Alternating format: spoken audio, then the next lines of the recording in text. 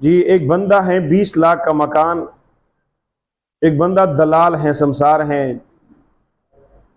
वो कहता है कि मैं एक बंदे से मकान लेना चाहता हूं और उससे कहता हूं कि ये 20 लाख रुपए का मेरा हो गया, और अगर इससे ज़्यादा मैंने बेचा तो ज़्यादा के पैसे भी मेरे होंगे, और इस 20 लाख में से कटौती भी मैंने कमीशन भी निकालना होगा, जो कमीशन शॉप वाले हैं वो। तो कहते कि मैं 20 लाख में से कमीशन भी काटूंगा और ज़्यादा बेचूंगा तो वो भी मेरे होंगे। तो क्या ये सूरत जायज़ है या नाजायज़ है? सैफुल अकबर चित्राली साहब।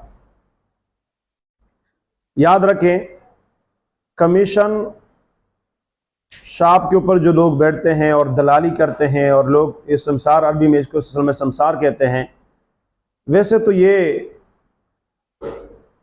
नाजायज़ हैं, लेकिन फुक़हा ने इसको खिलाफ क़ियास करार देकर शरीयत में इसकी कुछ गुंजाइश मिलती है, तो लोग उर्फ़ आम की वजह से और लोगों की मसलहत की वजह से इसके ऊपर जवाज़ का फतवा दिया है।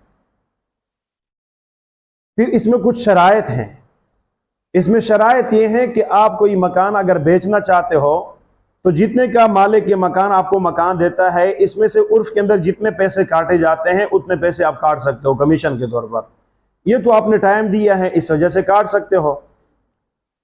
लेकिन ये कहना कि इससे ज्यादा जितने का बेचूंगा वो पैसे मेरे होंगे, चूंकि इस मकान के मालिक आप नहीं हो। अगर आप मालिक होते तो आप अपनी मर्जी से जितने का ज्यादा होकर बेच सकते थे।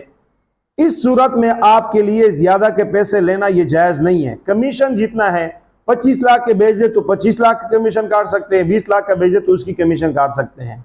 हाँ, एक सूरत ये हो सकती है कि आप इस मकान को ले लें और आप कह दें कि मैं पैसे अदा कर दूंगा, फिर उसके बाद आप ये कर सकते हो कि फिर पैसे बाद में अदा करें, कर्जे के तौर पर अपना कब्जा ले लें, फिर जितने का आगे बेचे। आपको अगर यकीन है कि ज्यादा, तो फिर इस सूरत में आप ज्यादा का बेच सकते हो और अपना पैसे जो है ना अपने इसमें ले सकते हो।